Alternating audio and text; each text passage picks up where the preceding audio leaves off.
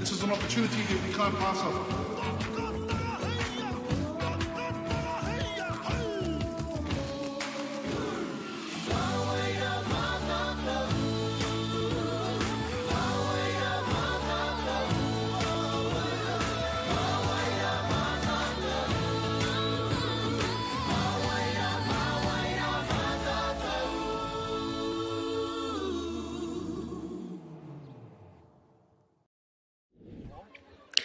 Kia ora e te iwi, and welcome to today's Central North Island First 15 Rugby Championship between St Peter's School, ki konei ki Kemureti, Cambridge, taking on Matamata College. Ko tēnei, karahi te mutu me whakapāho atu nei kia koutou. Kia te tiro ake tātou ki ngā rārangi ingoa o ngā kapa ka tae mai ki konei, ki te pātiki nei, ka tīmata ake me te kapa no te hau kāinga, St Peter's, Cambridge. Nei, ki te ana tātou, e tamo ana ngā ingoa tōna tikanga ka kuhui a rātou ngā poraka te kauma iwa, me te rua te kauma rua, engari koe arai ko ngā ingoa o ngā kapa katu i tēnei rā, hei māngai mō tā rātou kura at St Peter's, Cambridge. Ana kia te tiro ake tātou ki ngā ingoa o ngā hoariri me ki, Matamata College. Kua rongo tātou i te tangi o te whio. This is Matamata College, our away team. Ka kuhaina ngā poraka rua te kaumārua a ki konei no reira. Ki te ana tātou rua ake. Anō ngā kaitākoro ka hau mai hei māngai mō Matamata College. Mena kare koutou te mōhio. The Central North Island competition has become one of New Zealand's most respected secondary school rugby competitions, bringing together 10 schools from across the North Island who share a commitment to excellence both on and off the field. E rereanga mihi ki ngā te pūtea tautoko, nā rātou i tae ai big mihi tu whakata Māori, Māori Plus, but also the sponsors that make this possible.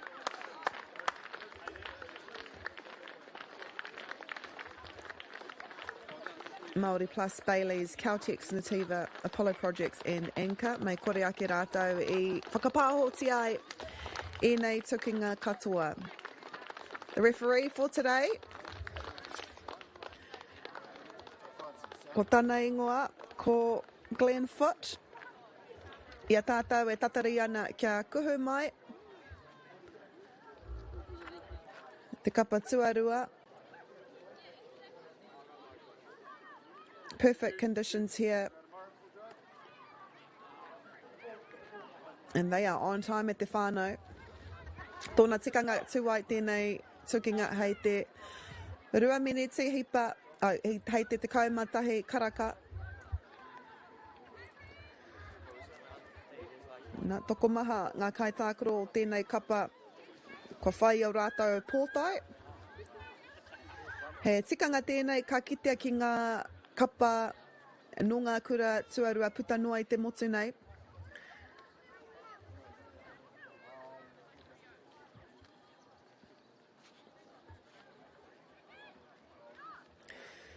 So since 2012, this competition has provided a platform for some of the region's best young rugby talent, with every match playing an important role in the journey towards finals day in Taupo and the chance to compete for the prestigious Tane Randall Cup.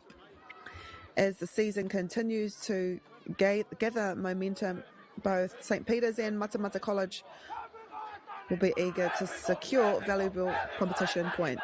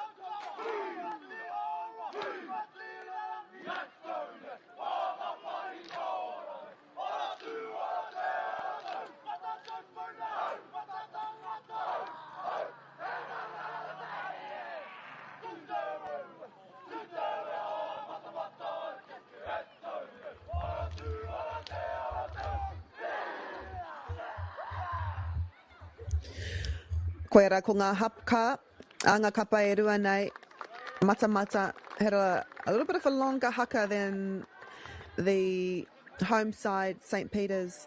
No Kunei, no Cambridge. Ia tātou e whakarite ana mō te timatanga o te tukinga nei.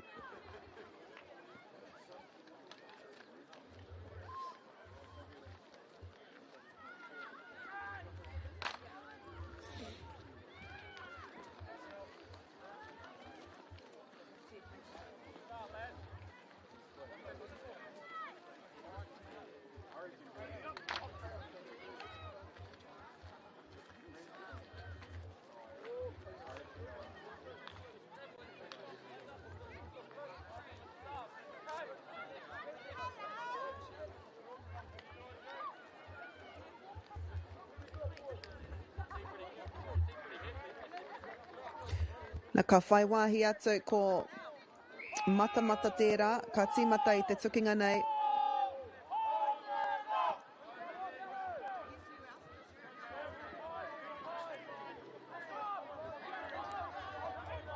E rangi I paki ki konei ki ke mureti nei.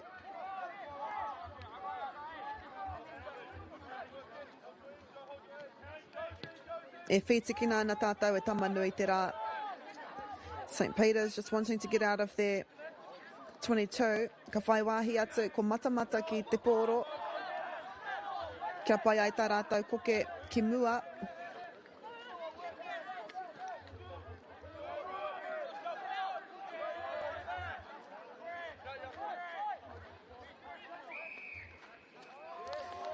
Nā, ko e ai kia Glenn. E āmene kua whakawhiwhia kia Matamata. No reira ka whai wāhi atu a Matamata ki te rārangi kuru tuatahi. Pai te tīmatanga o tēnei tukinga. Mā te kapa, mā te manuhiri.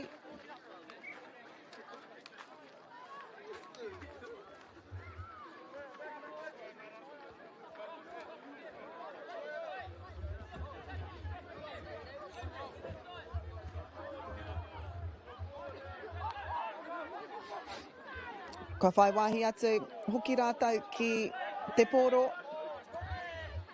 Kia koki ki te rārangi pero Matamata I tēnei wā kuru atu ki te paihau maui.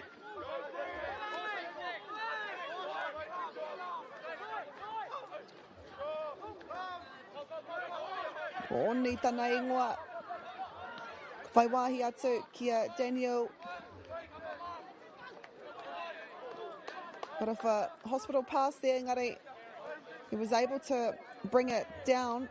Kia pai ai, kia haumaru ai te pōro. Good set of play here from Matamata. I ngā miniti. A timatanga o te tukinga nei. Engari kua hau kotia was in...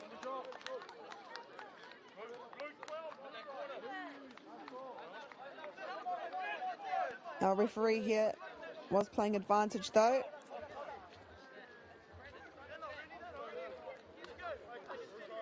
Te pātaia, they will go for a line out.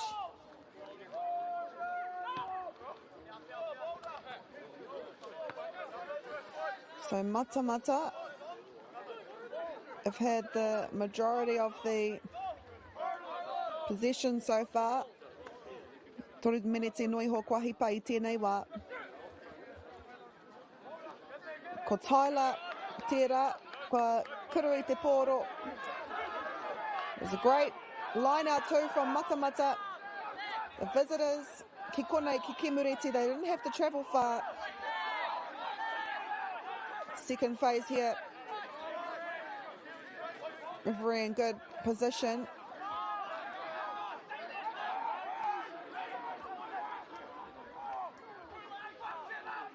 Nei, ko rātou tēnei, e koke pātatana ki te rārangi, Daniel anō.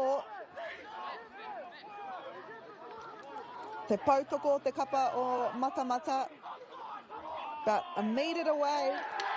Might be out and it is it. Rawe te timatanga, a mate kapa o Matamata, scoring within the first 4 minutes.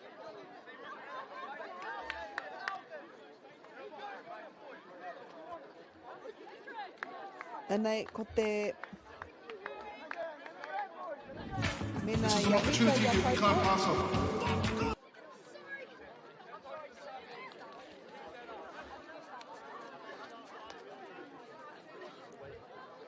a few of them were involved in that try, and we're trying to see who was actually the try scorer.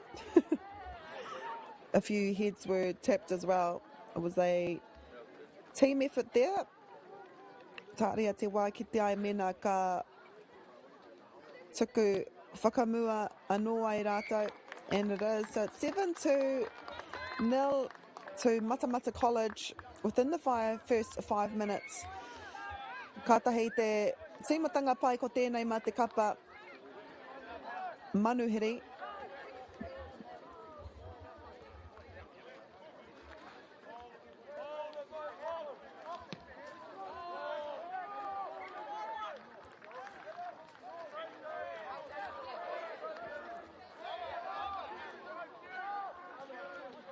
Nei, e koke ana.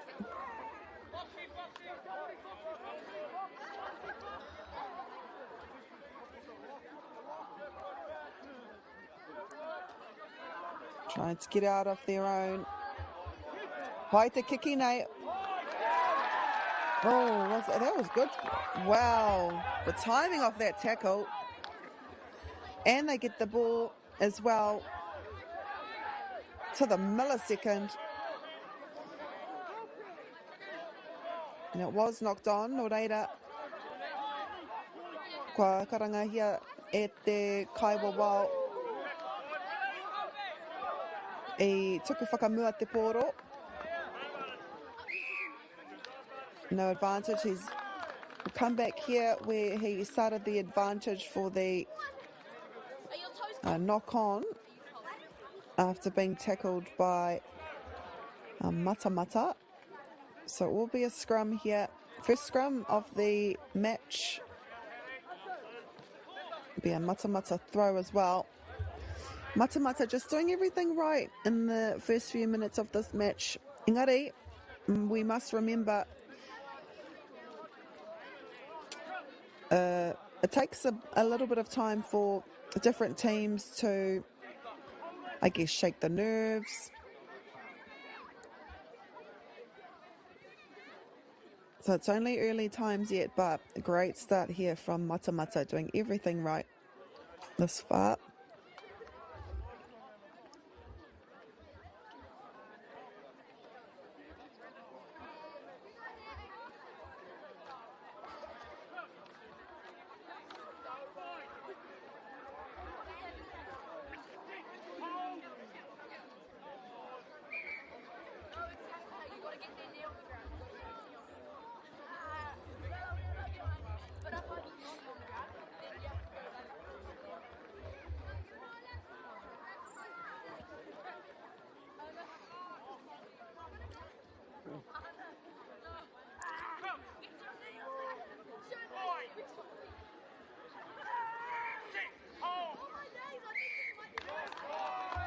So it is shorthand, penalty, but tap here, quick tap as well.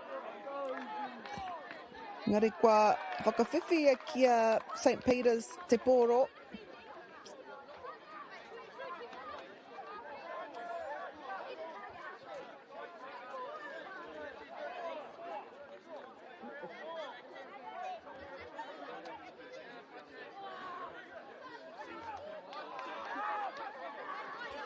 Matamata with the ball.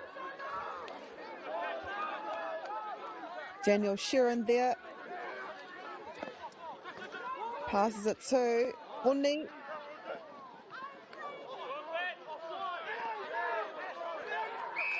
And it's out. E ai ki te kaiwa wau I tēnei taha o te Pātiki.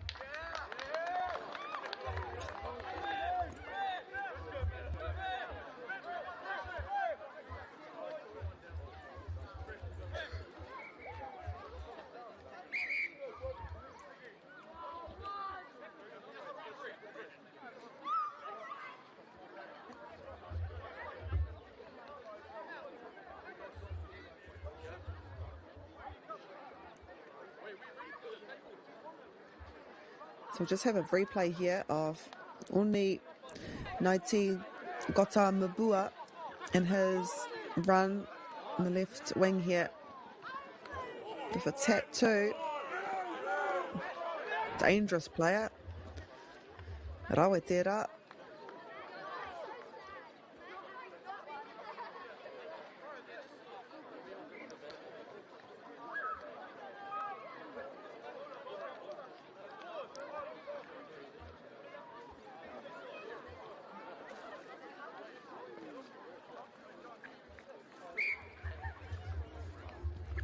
Ka whai wāhi atu. Troy Loveridge here. Kicking as close as they can get to the St. Peter's line. Tyler Kurahauraki with the throw in. Kamitsu he view. Terera wāti tera. Gained a bit of momentum in that as well. And Daniel Sherrand, there was Ensign Waru, saw a bit of space there on the right wing. Engari reira e tatari ana ko tētahi no St. Peter's. I think that was Zeke Clark. Engari ka hoki mai te pōro ki konei. Now the penalty here from Matamata College. I'm guessing they'll go for the tap.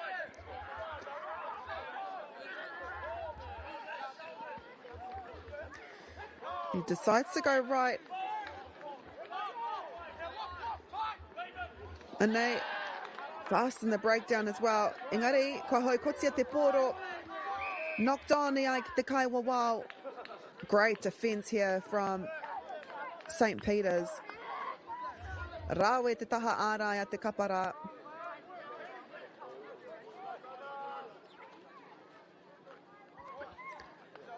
Tremendous defence under pressure.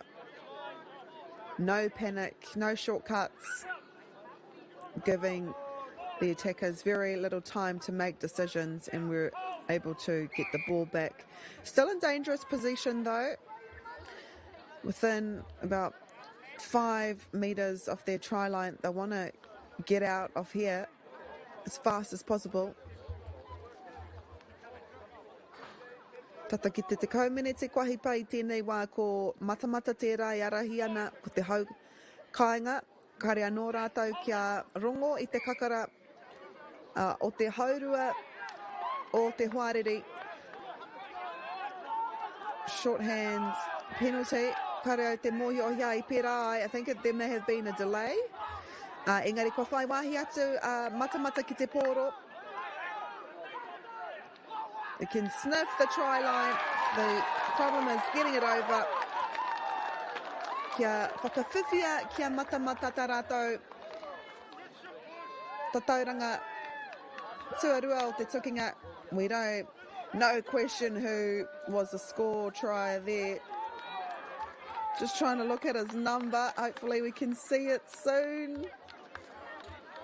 What's his number? Is it 6? Here's the replay of that though. No, it's number 1. There he is. Watch number 1. He's at the back. And then he gets the ball here and then over the line. Jono, ko tana ingoa ko Jono. 19, Gota Mabua. No tinga Gota Mabua. Koiara ko te kai tā akoro tuarua kia whakawhiti I te rārangi piro o St. Peter's. Kia koke anō ai rātou te kaumawha ki te kore.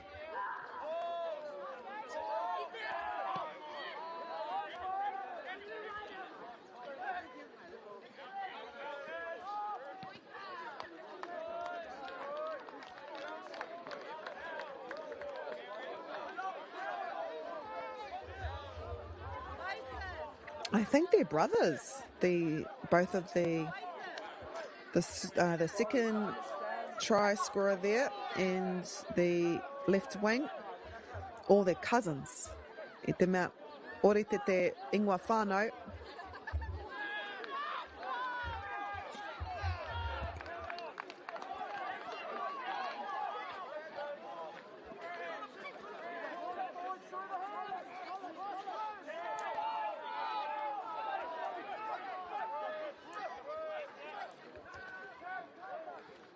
Naiti Gotamabua. Rawe te rai ingoa whānau. I think that's the first mistake for Matamata College within their own half. No reira, ka whai wāhi atu at St. Peter's. Great opportunity here for the home side. I think they've only been in this half for under a minute, so they'll be stoked to be in this position. Ko te pātai mena rānei ka whai hua I tēnei nōhanga a rātou. To the left wing they go. Oh, powerful run there, but also powerful defence. And they are St. Peter's.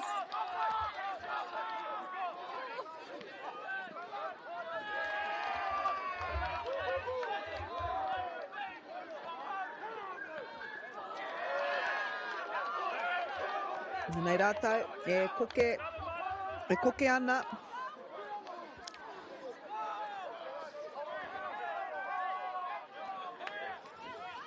Luca Morrison. What a run here. Didn't get to see his number.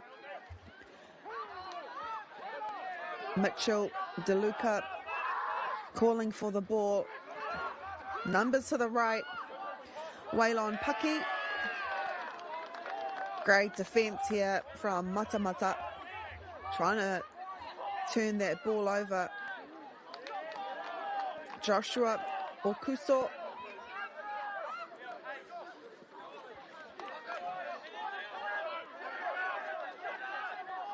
But see that line of defence from Matamata. Coming off the line strong as well. Ahakua he iti. Kei St. Peter's tonu te pōro. Kobe Trey Ross. Watu kia Ollie Barnes. Luca Miller. Turnover here. Engari. Ka whai wāhi atu anō ai a St. Peter's ki te pōro. Great passage of play from St. Peter's, but the defence as well from Matamata. He kōrero pia tā te kaiwa wau ki tētahi.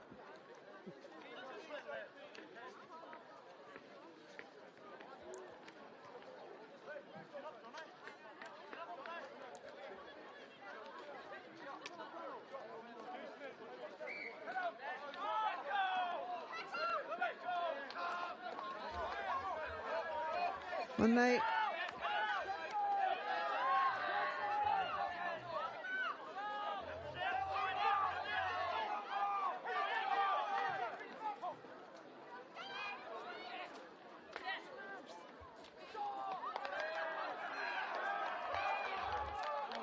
Could be it for St. Peter's. Kei reira, te rāringi piro.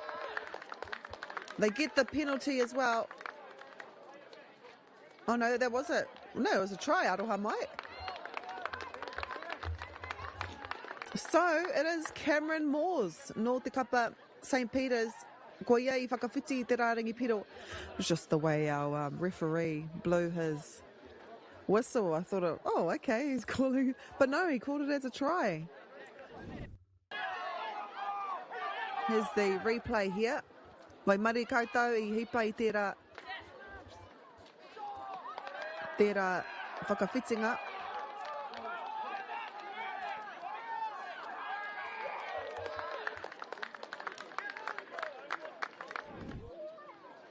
Oh, right. That was a pretty cool try. So he got the ball and he was just able to place it over the line. Referee was right there as well. I kite ia I ngā nikihanga katoa. And after 16 minutes, a home side is on the score.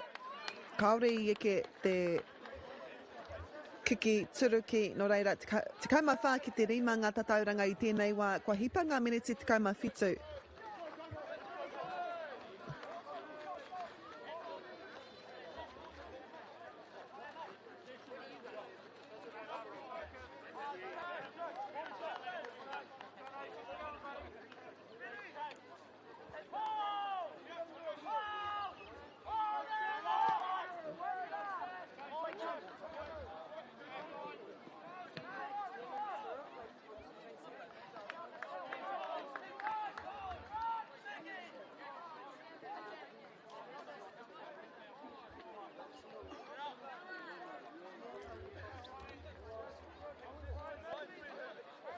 Nei, ko te whiu, a matamata, ka whai wāhi atu o St. Peter's,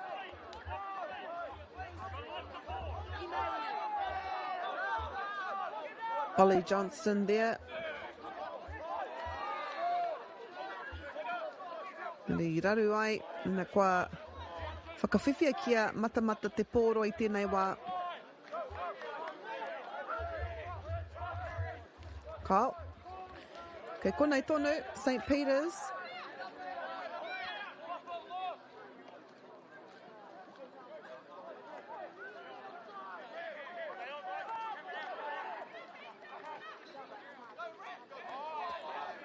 Kobe Trey Ross.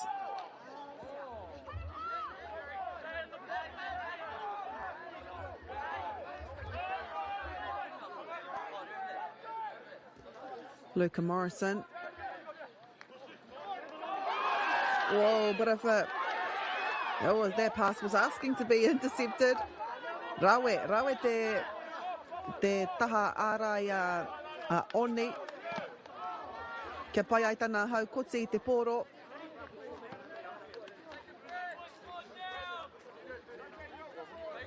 Nō reira ka whai wāhi atu a matamata ki te pōro.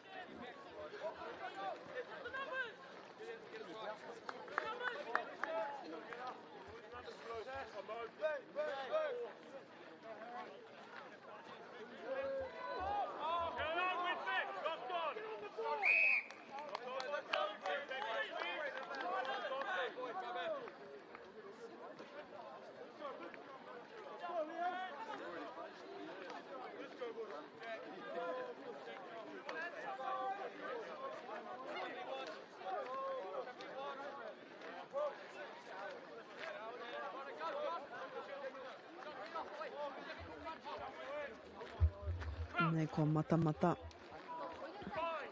Daniel Sherrod, aroha mai. Ko ia tērā ka whanga I te rutu nei. Referee said no pushing. Ko e ka ai ki te pana I mua I te hono a ngā kapai rua nei. Kei tī toki te scrum nei. Daniel looks to pass it to the right. And e tatari ana koe tahi o ngā kaitākoro I konei Anson Waru. Ngare kei reira e tatari ana ko ngā kaitākoro o te kapa St. Peter's. Taki mōhio ko Jack tērā.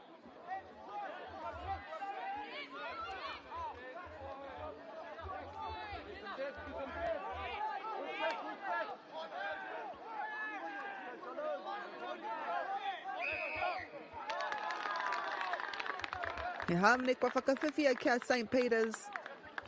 Te miniti rua te kaumātahi o te tukinga nei. Pai te taha ārai. Referee saying the player didn't release the ball. Reira ka whai wāhi atu anō ai St. Peter's ki wainga tonu I te rohe tākaro a matamata.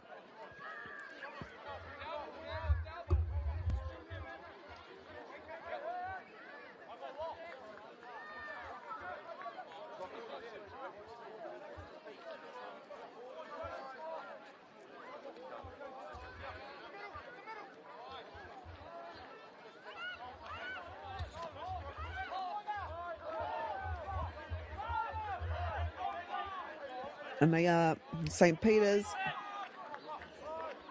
Te hau kāinga, I ai ki te kaiwa went back, no reira ka tākaro tonu.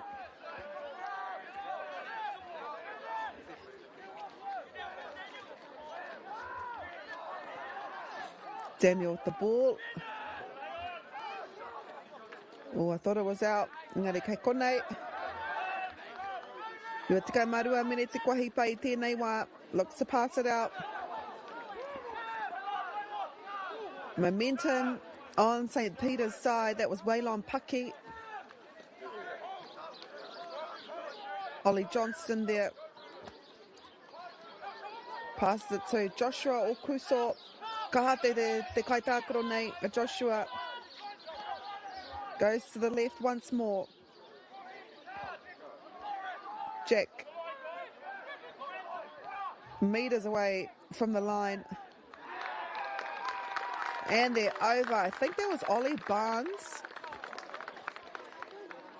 Or, no, one of the, I think that's, well, I think that may have been Luca Morrison, the halfback.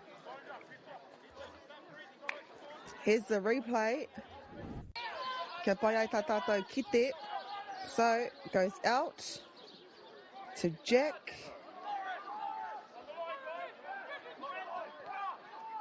Number 5.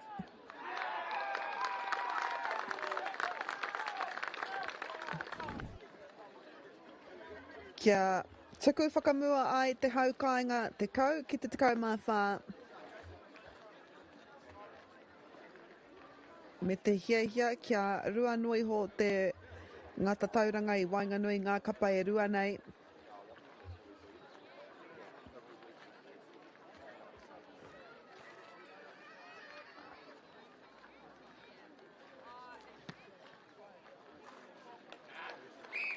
They're able to go successful as well. So it's a 2-point ball game. Aha koa te tere, te kaha anō hoki a matamata I te tīmatanga o tēnei tukinga kua hoki mai a St. Peter's. I mua I te haukainga. Kia pai ai tā rātou noho. Te kaumarua ngā tatau ki tā matamata te kaumā whā. Close contest here. Matamata came out of the blocks first, scoring 2 unanswered tries. Ngari kua hoki mai a te haukainga at St. Peter's have been able to score 2 e rua ngā tatau karapipiti.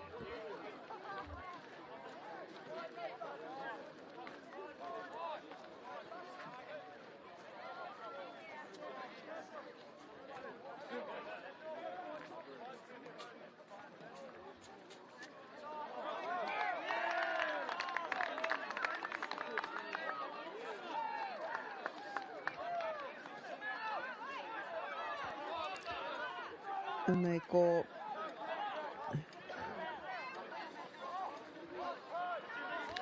te haukainga tēnei.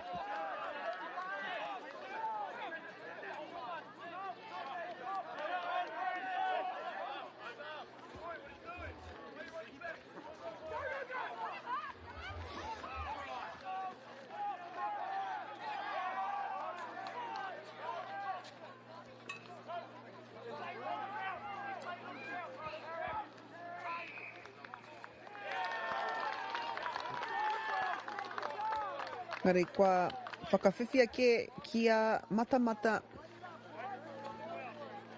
Te pōro, pai te taha ārai.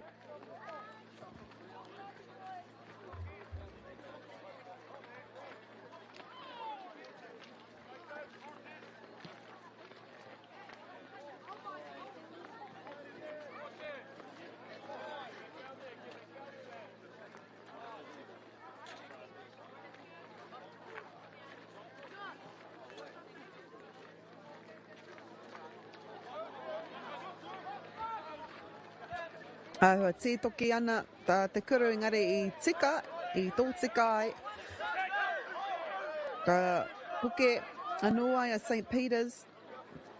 Brandon Parker there in that tackle. Ka whakawhiwhia ki a Joshua Okuso. to Ollie Barnes. This is Jack. Knocked on, Iai ki te Kaiwawao. So he is playing advantage here to St. Peter's. He was knocked on by one of the players from Matamata. Great position here for St. Peter's to take the lead. Ia rātou, e koki ana ki te rārangi piro a Matamata. Advantage still playing here. Mitchell. They go to the left. Kei reira e tatari ana, koe tahi o ngā kaitākaro. Broke away from 3 tacklers there. Attempted to intercept. The referee is playing advantage for a knock forward. Zeke Clark. Luca Miller. Mitchell. Strong player that Mitchell. Neka Whakawhiwhia. Joshua Okuso. Peki Poera, Kakukeki Muara.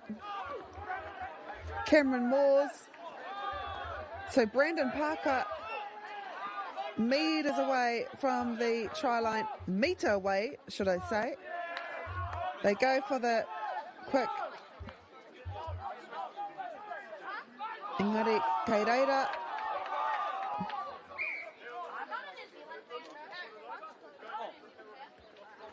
Matamata, about 8 of the boys said knocked on. So we do go to where the advantage was being played from.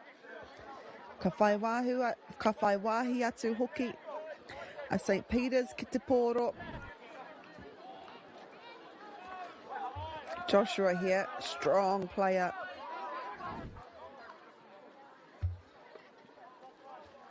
So they will get another opportunity.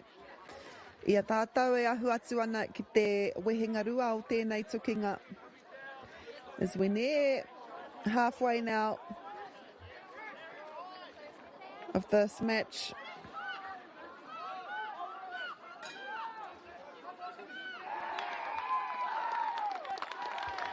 And they're successful the second time, and they call St. Peter's. Wa whakawhiwhia ki tā rātou kau te tuatoru o te tukinga nei. What's his number? Keep following him, keep following him. 6, I believe. Mitchell, DeLuca, Oliveira. Koia, kua whakawhiwhia ki te pero. There's 7. Yep, it was Mitchell, DeLuca, Oliveira, which sees them take the lead now. Ko te pātaia, mena ka whakawhiwhia ki a rātou te ngā kau te turuki. See if they will lead by 5 after this conversion. And it's successful, no reira. After being down by 14 points to 0, they now have scored 3 consecutive tries. Kia puta te ihu a te haukainga te kaimaiwa ki tā matamata te kaimawha. And we see this time and time again, despite teams coming out of the blocks. Takes a little bit of time for teams to start a match, but never ever count them out. I nā hoki kua puta mai te ihu o St. Peter's.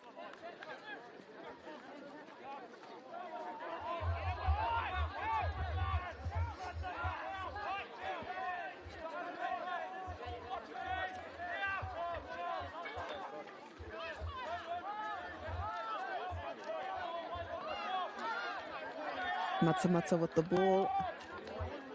Haven't had much of the ball in the last few minutes. But they're dangerous when they do get the ball.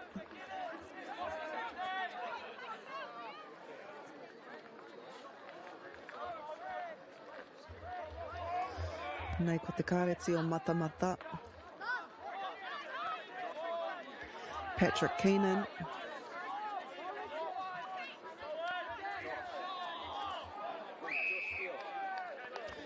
Daniel Sherrod. Penalty here to Matamata.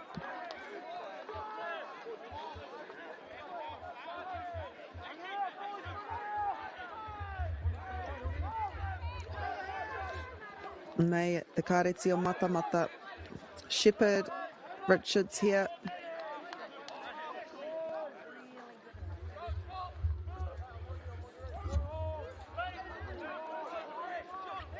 Still have the ball. Patrick Keenan. To MΑORI, Mana Edwards.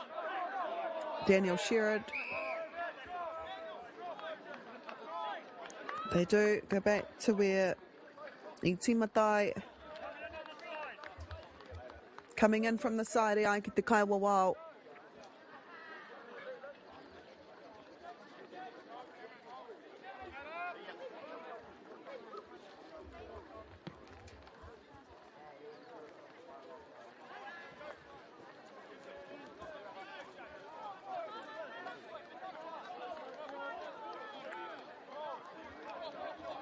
Kia whai wāhi atu ki te pōro.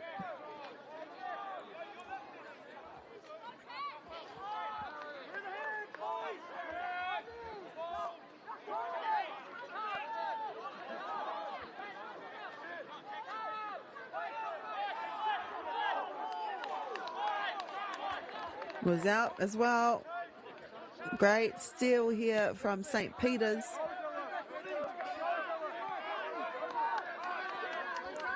Into the hands of Troy Loveridge. No one home. And he gets the ball. What a chase there. Troy Loveridge. He kicked it. He was able to gather it as well. Unfortunate there though for St. Peter's. Aroha mai, that was Jack. Jack kicked that ball for St. Peter's. Was able to regather it. Here he is. That's Jack there. Look how fast he is. He's dangerous. What a play. That's probably the best play we've seen in the match so far individually. He'll be happy with that.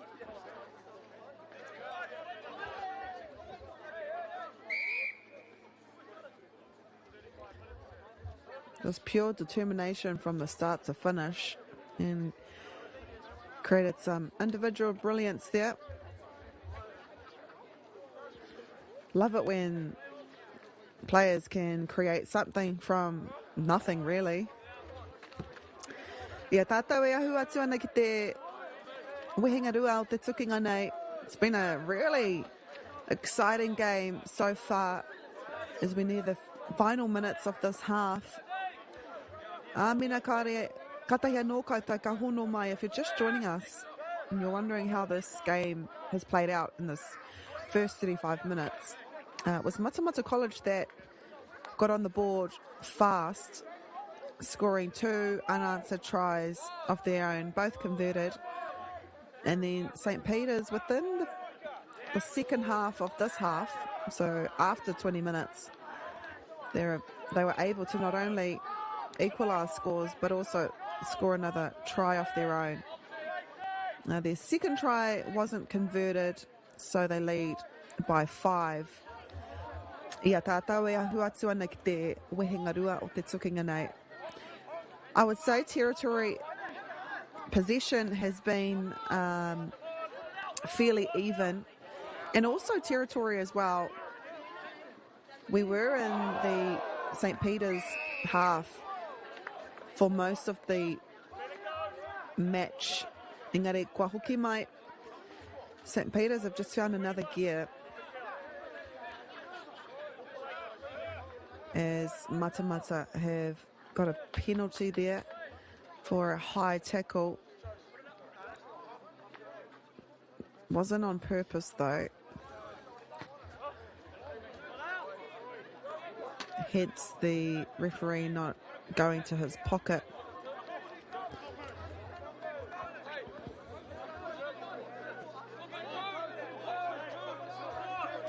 Matamata with the ball. Bit of a short pass here to Patrick Keenan.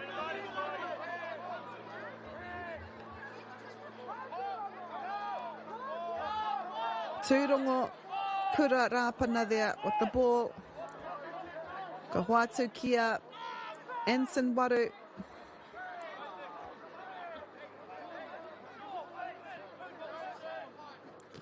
It's out.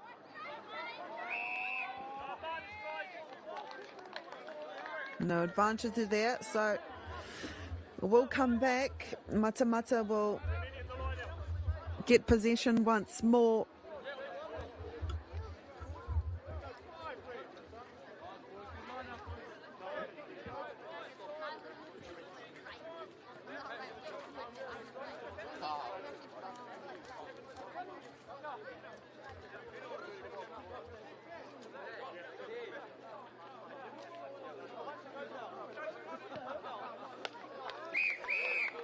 We are on referee's time, and that is half-time at Te Whānau, so it is St. Peter's.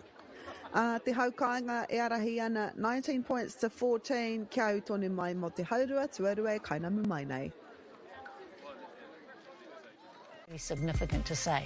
The new season of award-winning current affairs. It's really about having a conversation and listening. Te ao with Moana, ki Māori Plus, me whakaata Māori. You might know us as rugby players. Or that out-the-gate couple that pop up on your socials. But what you might not know, holy shit, we're about to have a baby. We need help. You need help, I'm alright. Sheree and Gillies ki Māori Plus, me whakaata Māori. Hey. Sport is about more than just a game. It's about going from teammates to best mates. It's the high fives and helping hands. That's why Caltex is proud to help fuel school sports. What makes selling with Bailey's altogether better? It's the energy we bring to every home we sell. Enhancing and lifting the energy of your home to achieve the best possible result. Because when the energy is right, you can feel it. Bailey's, altogether better. Funding is a real challenge. We know that a lot of schools face that ongoing, and the reality is if you go to a lower decile school in New Zealand, you are less likely to be able to afford to participate in sport. Obviously, having come through it myself with kids and being one of those kids myself who played sport, I know how much it defined who I was. And now being able to go, I can't fix it all, but we can help and try and give to those people who are going through very tough times. I've been waiting for the right time.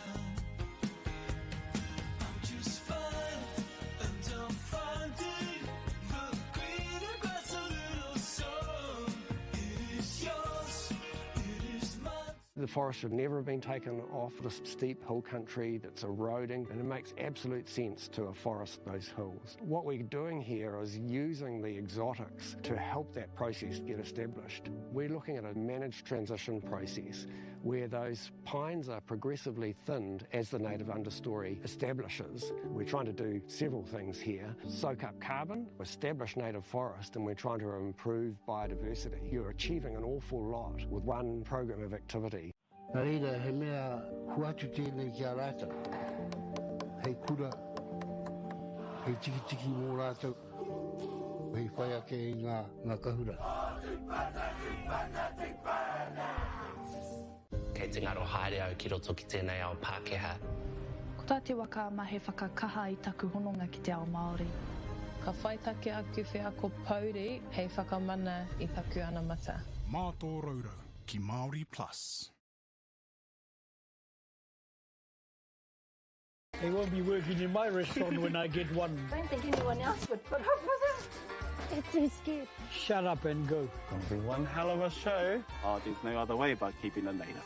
Only one Robert Redford here, Beth.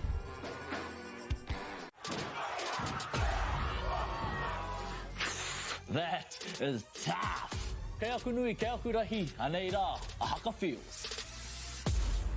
Ours just make sure that everyone knows who we are. Te whāinga matua, kia rangatira te tū, kia Whanganui te tū. Hear my brother say, stop. I want to win. I want to win.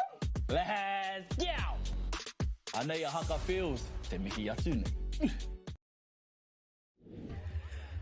No mai hoki mai e te whānau. Welcome back to the second half between St Peter's College, no konei, no kemureti nei, e tuki atu ana ki a Matamata College.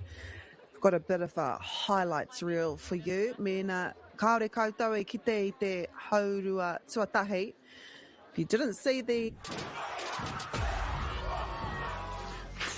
That is tough. Some of the highlights, anei, koenei ko te Pironga tuatahi, and the second try, both converted too from Matamata, scored within about 12 minutes of the first half, leaving the home side scoreless for about 20 minutes. But this is their first try. It was converted as well.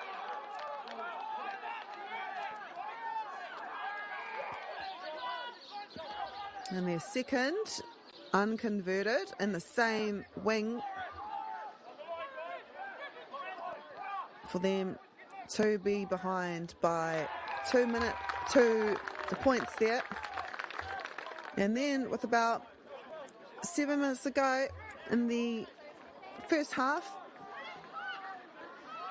koenei ko te kaute tuatoru, their third consecutive try for the home side to take the lead. But this is probably one of the best individual efforts here.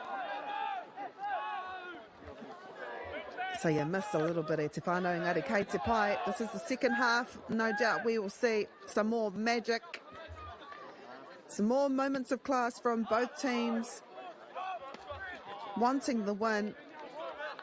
Both teams have been doing really well, not only on defence, but also attack, and are able to read situations perfectly as well.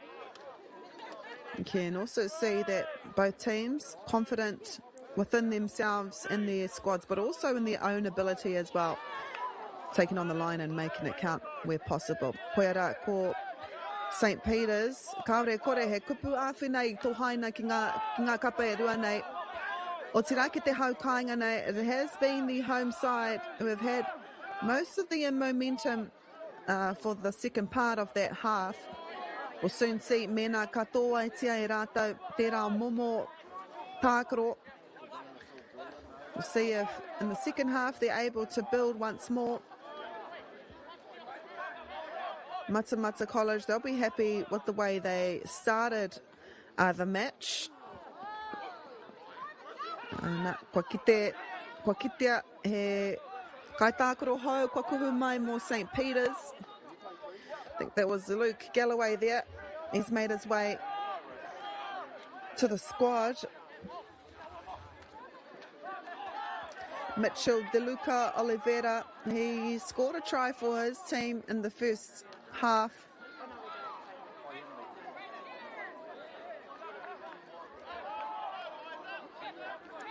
Dangerous territory here. Great defence though from Matamata, doing everything they can to defend that line.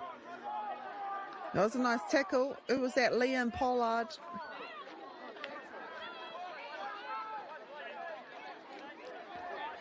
Jack here from St Peter's. That beautiful individual piece of play he had in the first half. It went back. Thought it may have gone forward. Engari a reira te kaiwa wao e mea ana I hoki whakamuri ai.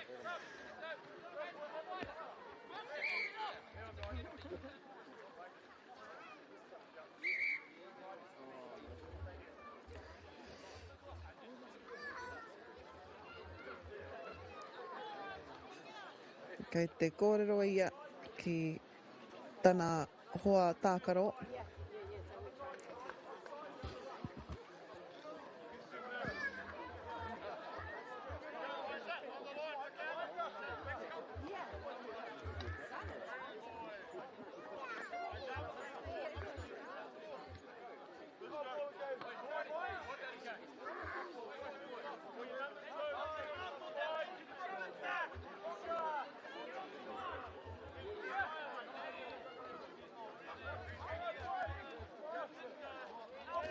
Nei St. Peter's me te pōro.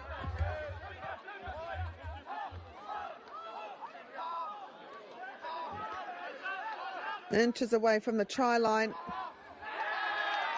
Oh, and he gets there. What a way to start the second half. I think that was Mitchell De Luca Oliveira. Koia hoki I whakawhiti I te rārangi piro I te hau rua tuatahi. Nā wairā, kua hoki mai ia kia whakawhiwhi anō ki tētahi atu piro I te hau rua tuarua. Kia koki anō ai tana kapa a St. Peter's ki muarawa atu. E arahi nei ma ngā tatauranga te kau I tēnei wā taihua e kite ai tātou mina ka koki anō tērā ma te tekau marua. Perfect start here for the home side. Wanting to hold to that momentum they had in the second half of the first half. Kia koke ki mua, they lead by a converted try and a try. Te kaumarua te wehenga I tēnei wā 12 points ahead. That's your replay.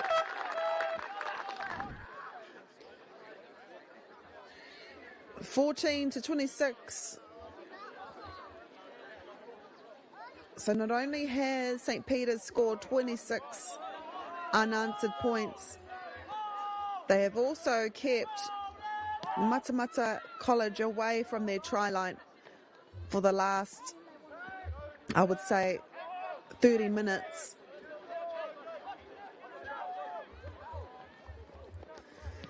But Kaoria Matamata College mo te tūohu noa Matamata know what they can do. Ko te mahi I naenei ko te wāwahi I te taha ārai a St. Peter's, who will get the throw in.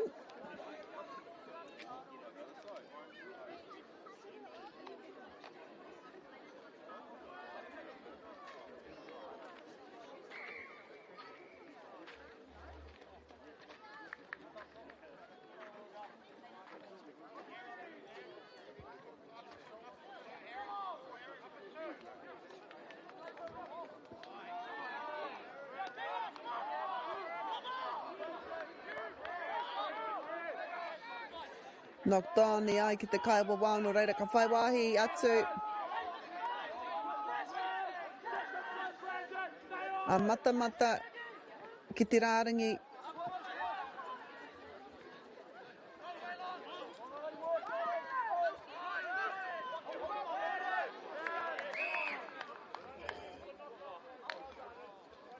Go back to the knock on there.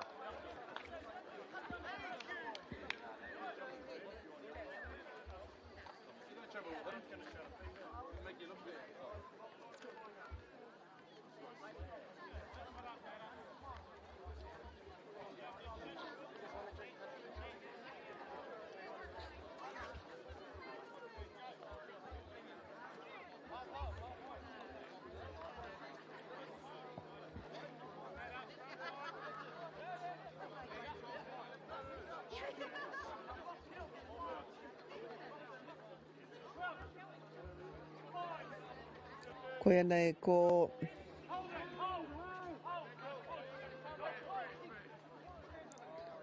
ka whai wāhi atu a Matamata ki te Engari ai ki te kāwa wao ka hoki anō ai rātou.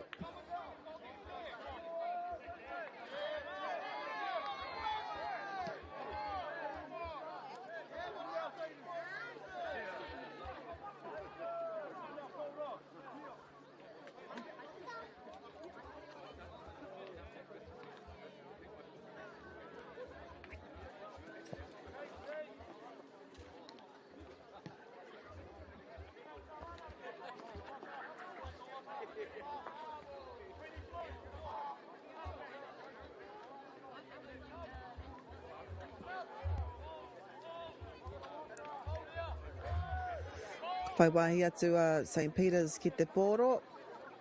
Metres away from Matamata's try line.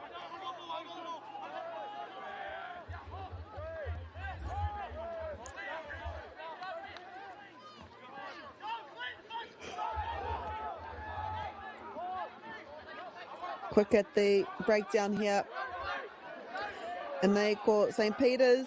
E koki ana ki te rārangi. Jack. Tērā kai tākoro mōrea rārawa atu. E rungo ana no i te rārangi piro a Matamata. Are they able to break this defence?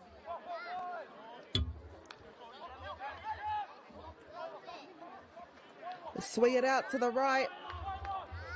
Oh, he's a strong player. Waylon Paki. And he's over. Koitera. Have to see the replay. It was too quick for me to see his number.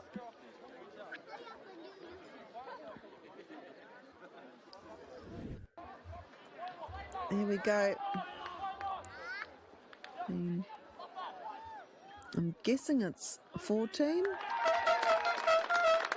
Brandon Parker? Power?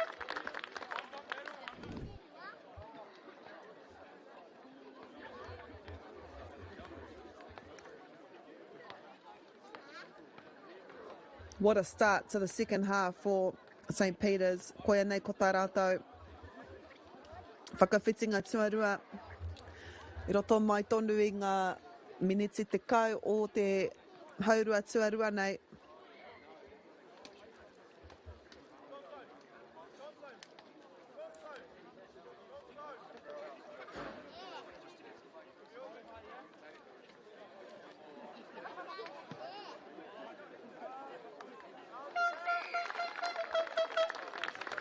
And it's converted as well.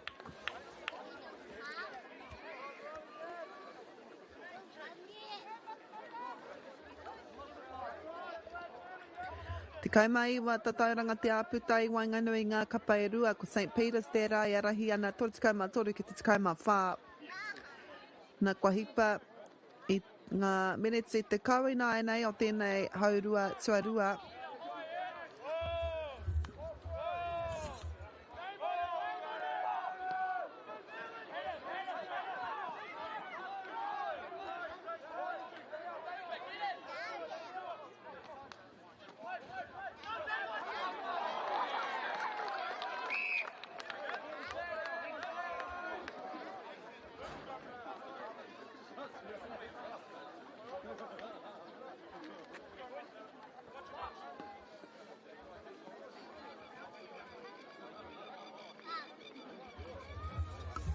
E rere ana ngā mihi ki ngā kaitautoko tēnei tukunga.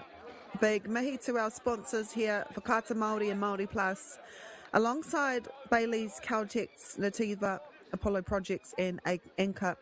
Mai kore ake ngā huruhuru o ngā puna tautoko nei e taia ai te whakapāho I ngā tukinga nei kia kauta katoa e mātakitaki ana I o kaitau kainga putanua I te motu. Utura I te ao whānui. Another advantage here to St. Peter's. Everything going their way. Knocked on I ai ki te kaiwa wao.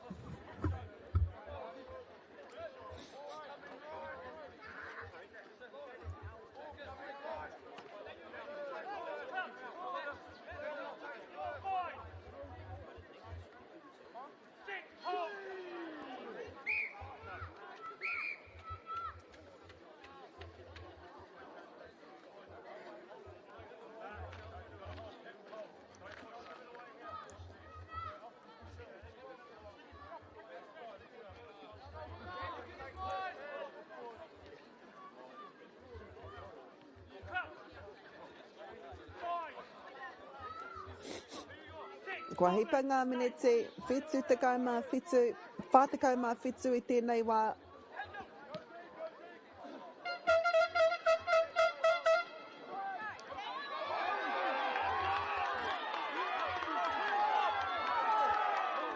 Matamata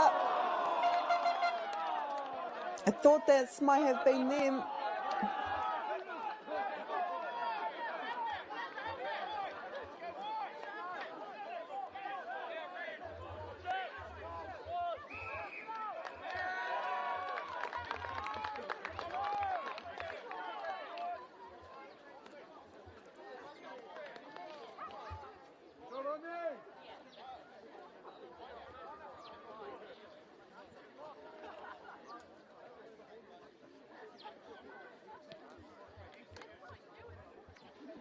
So we'll just see a replay of what we just saw. Watch this. Down the sideline he goes. Dangerous piece of play here. Rawe, we've seen just how he can be in the left wing there.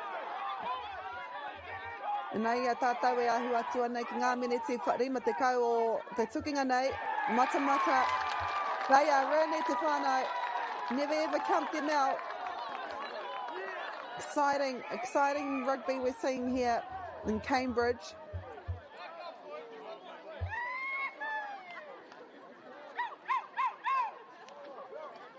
Can tell both teams want this win so badly.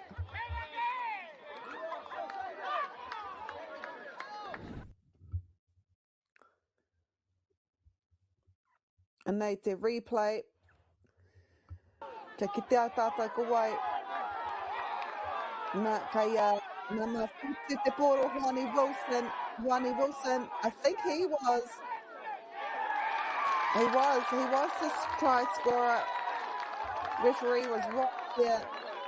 Ka rawe ngā mahi a Whanganui Wilson kia koki anō ai tana kapa a Matamata. This conversion will be pretty big. It's important to get it.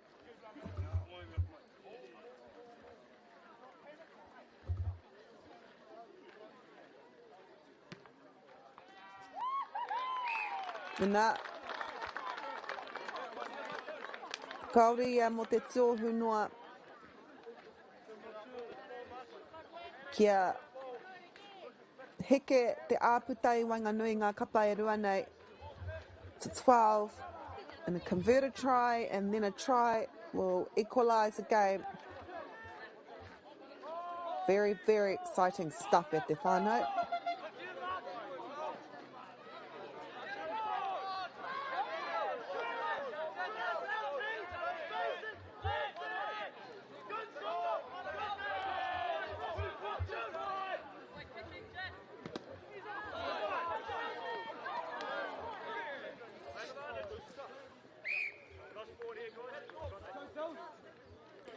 Lost 40 ai ki te kai wawao.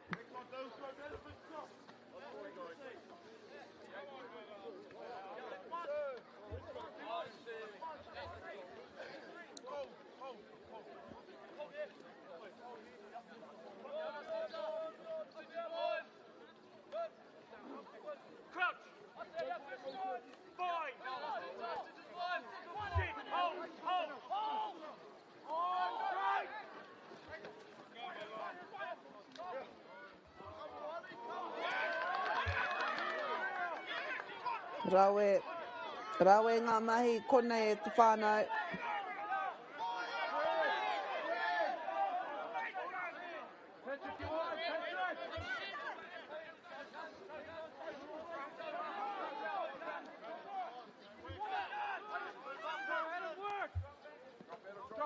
Drop, boys. Keep going.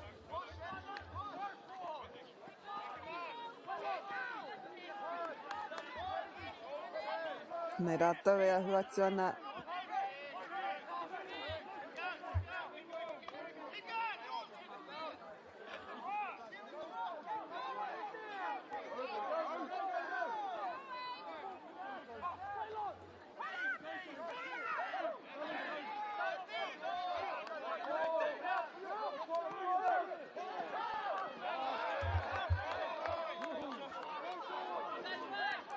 Ia rātou e pātata atu ana ki te rārangi piro a Matamata I tēnei wā. 3 players, Jack, Koe rā ko Jack, ka whakawhiti I te rārangi piro, mā St. Peter's. Great build up to that try. I te miniti rima te kaumātoru o te tukinga nei. Here's a replay.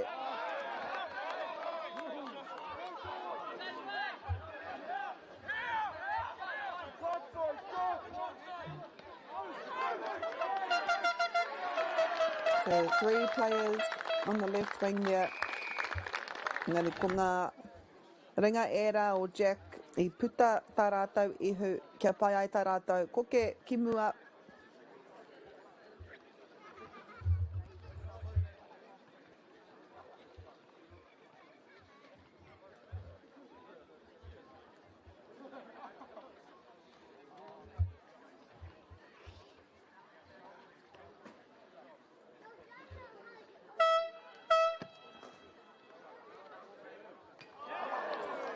Oh, just hit the right hand o te pau nei. Nō reira, te kaumawhiti te āputa I Whanganui ngā kapa e rua nei e te whānau.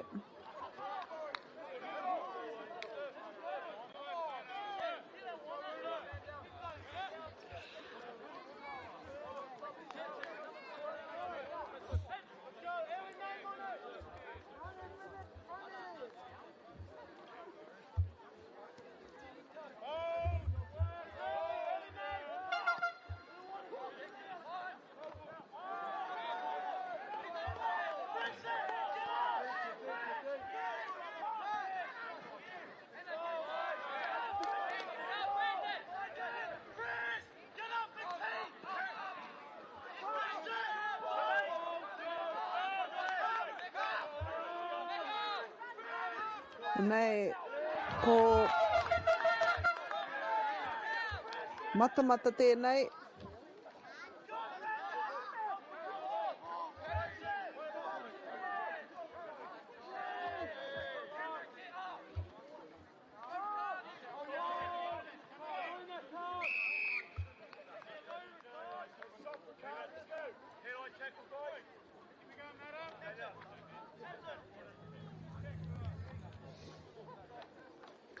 Nā Matamata kei rātou te pōro I tēnei wā.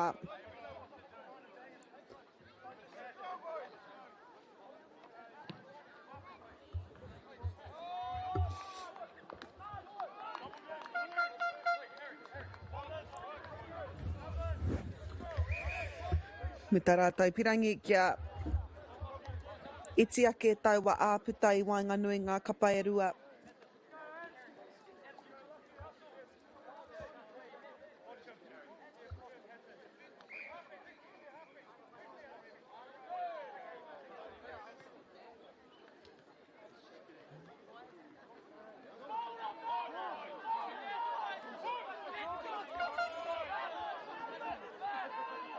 Nei, ko te kapa.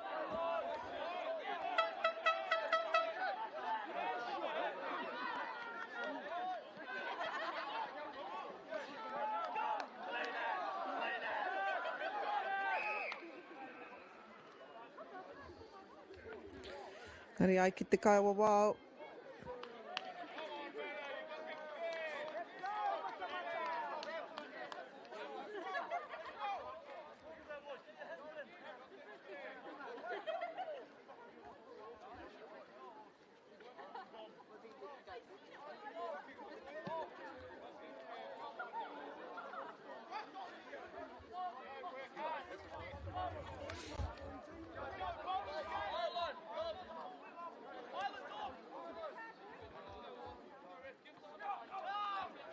Rera, kei a Matamata te pōro I tēnei wā.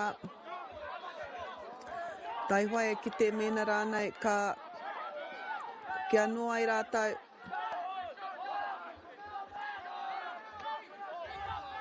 St. Peter's. Kei rātou te pōro I tēnei wā. Very dangerous with the ball. I arahi ana rātou mā ngā tatauranga te kaumawhitu. Nai kei te pirangi rātou kia noho tonu ai rātou ki taua Arahikanga.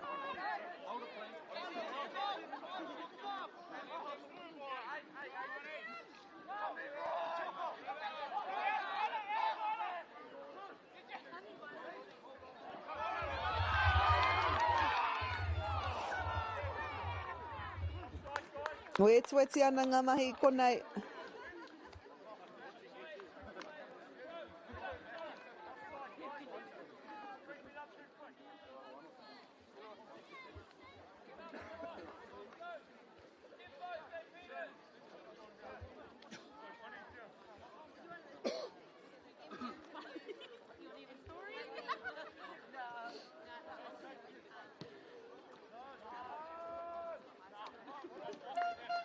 St. Peter's look to get as close.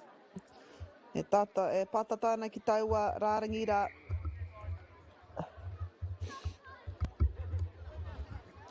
Ko rātau e arahi ana manga te tauranga te kaumā whitu I tēnei wā.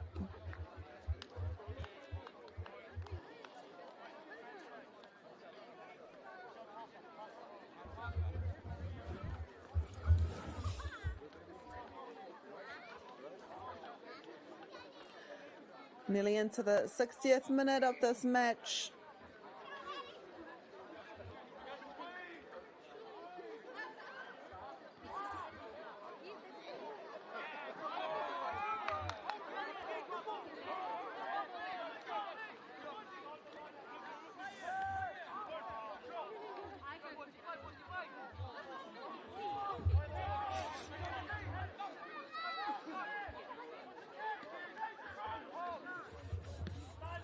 Get the ball and are able to get out of their own try line.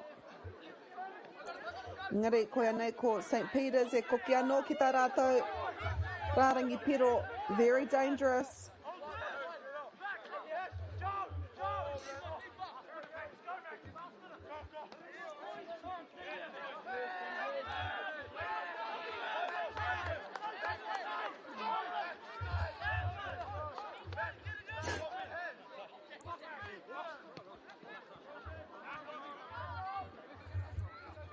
Kick it to the right, and it will be a St. Peter's throw-in.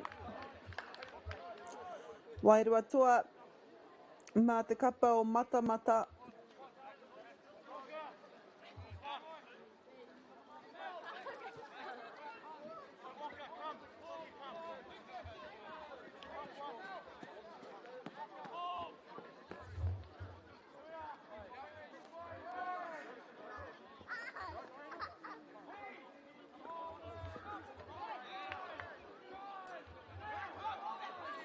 Mako St. Peter's driving to this try line. Te rapia, kua whai hua ai anō rātou. Hau rapia ai ki te kaiwa wau. Great defence here from Matamata.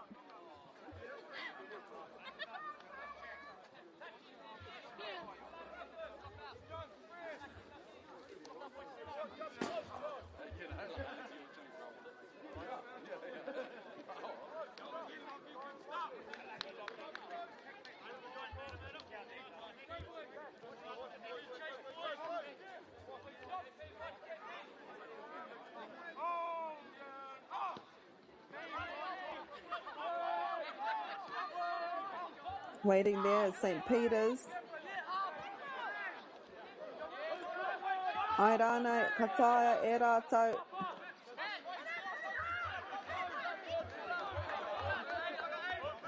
Hitting the line hard.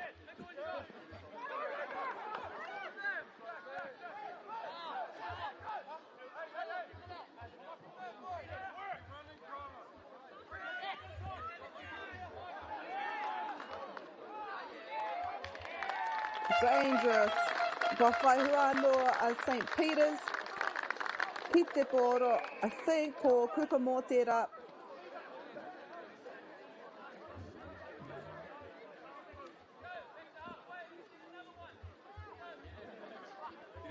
Nei te replay e huama, mena I kaore I mau I a koutou.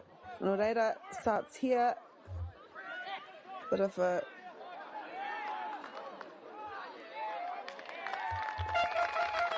inside rip there by Luke Galloway. Kia koke anō ki muarawa atu. Whātekau mātoru ki tā matamata rua tekau mātahi I tēnei wā. In the 63rd minute.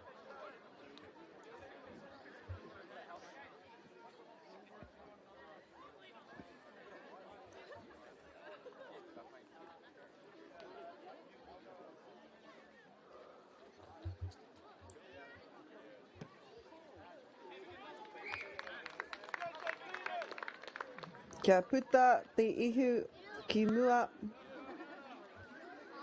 Whātekau marima ki tā matamata rua tekau mātahi. Ia tātou e ahu atu ana ki ngā miniti whakamatunga o te tukinga.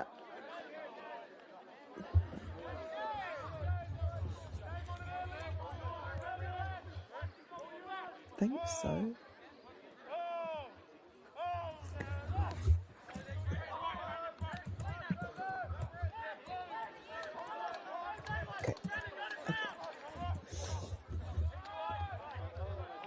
And they ko St. Peter's CNI.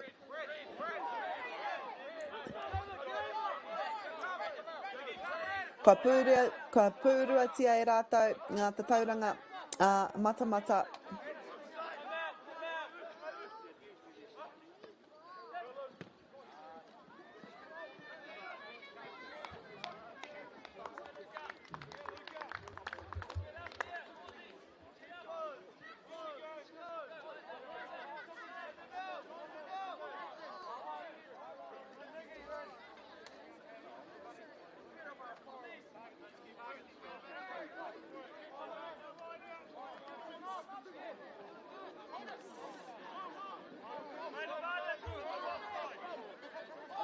Advantage played to Matamata. They want to make use of this.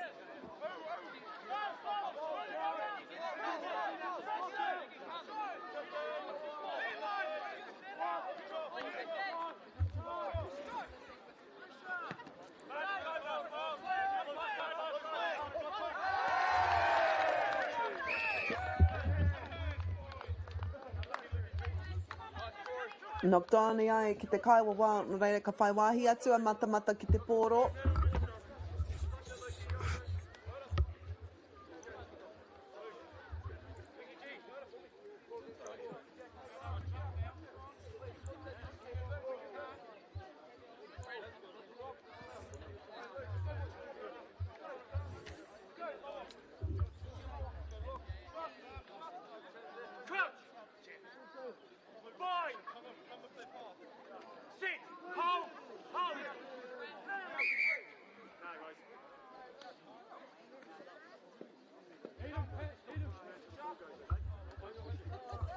Ono te kaimā ono miniti kua hipa I tēnei wā. Kua pūruatia e St. Peter's, te kapa e maunei I te kara kahurangi. Ko rātou e arahi ana e mua I te hau kāinga nei.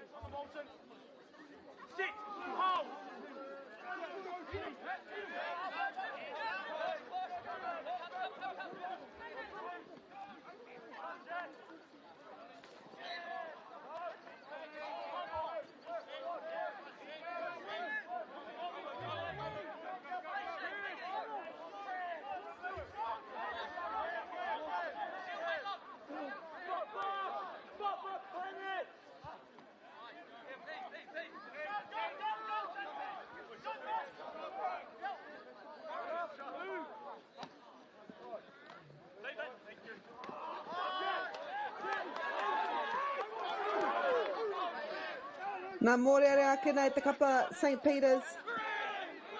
Ko rātou tonu tēnei. I arahi ana I te tukinga nei me tā rātou hiahia kia whakawhiti anō I te rārangi piro.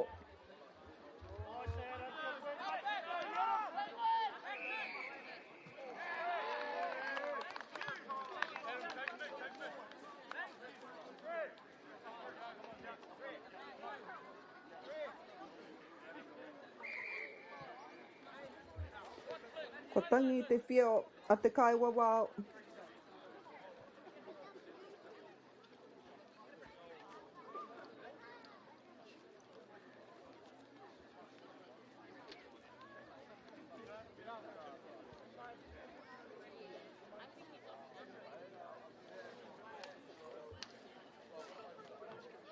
E re rea ngā mihi ki ngā kaitautoko nei, while we are in this little break. Big mihi to our sponsors, Whakaata Māori and MāORI Plus, bringing to you a live coverage of all of our matches, not only in the Central North Island competition, ko te whakataetai, te rātu whakataetai, Super 8 school competition as well.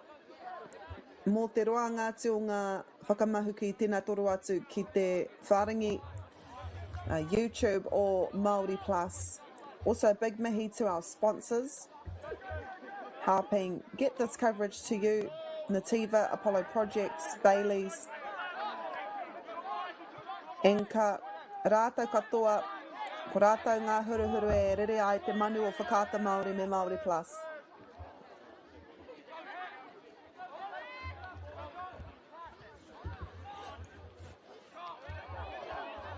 Matamata with the ball here, but if a head high there, and also knocked on by one of the St. Peter's players.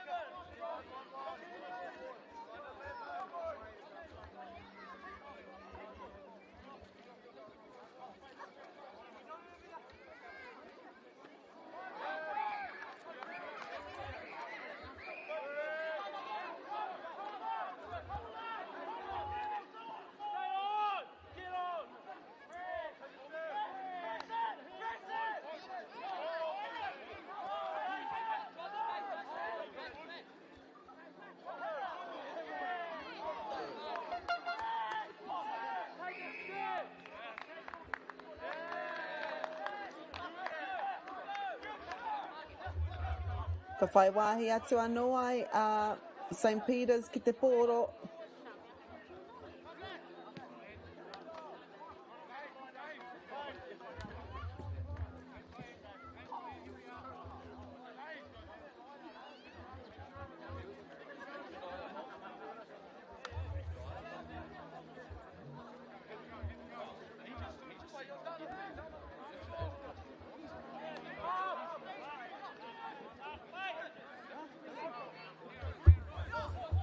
We're playing in referee's time now e te whānau, nō reira, kaua e a wanga. Engari, tēnei wā, me ua ka kitea matamata, ka hoki mai I te, kia pai ai tā rātou, whakawhiti anō I te rārangi piro kia hipa I St. Peter's. It is St. Peter's I tēnei wā, and that is time, I know, full time, 45 points to St. Peter's, no konei no Kemureti nei, 22 to Matamata College. E rere ana ngā mihi kia kaita katoa. Thank you for tuning in to us this morning. And we look forward to bringing you more coverage of this competition I ngā wiki ruerua e haere ake nei. Kia haumaru te haere, hei kona. This is an opportunity that we can't pass up.